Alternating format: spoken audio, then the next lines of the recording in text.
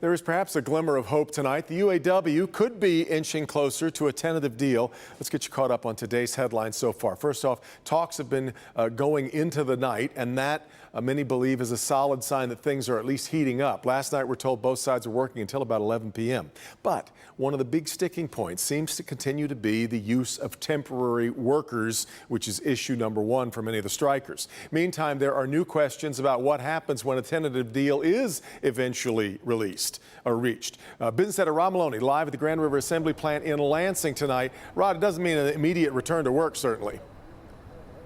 Not at all, Devin. For all of the progress they seem to be making it at the RenCen, the fact of the matter is, even if they were to come to a tentative agreement tonight, it is more than likely that these picketers will still be here another week from now.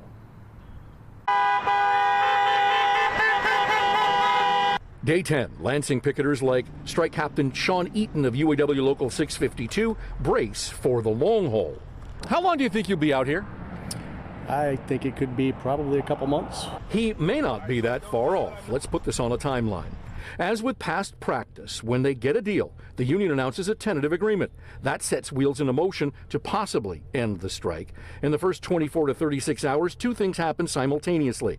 The union assembles a deal summary, and word goes out for all the local UAW presidents from around the country to fly or drive to Detroit. They make up what's called the subcouncil, which voted to approve the strike. They'll meet to vote on whether to approve the TA or not.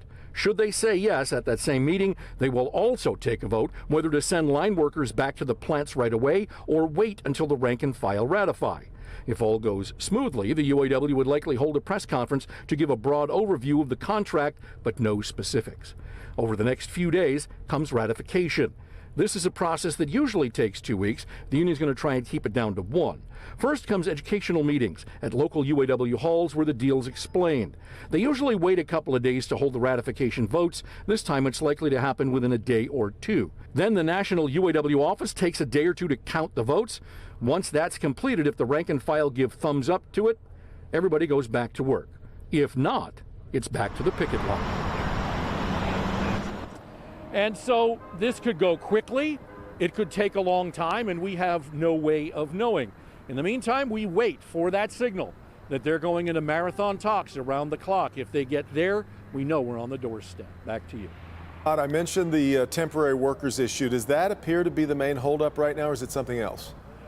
Yeah, well, see, it ends up being a whole clump of issues because it goes to temporary workers, their ability to get to full-time status or not, how long it takes them to get there, what kind of benefits they might get, how are the benefits around that working for the regular line worker. It ends up being, and we had this bite a few days back, they can't settle one of the small things until they get the whole bundle taken care of, and that appears to be the problem. And that's trying to handle a porcupine right now. All right, we'll stay on it. Rod Maloney reporting from Lansing.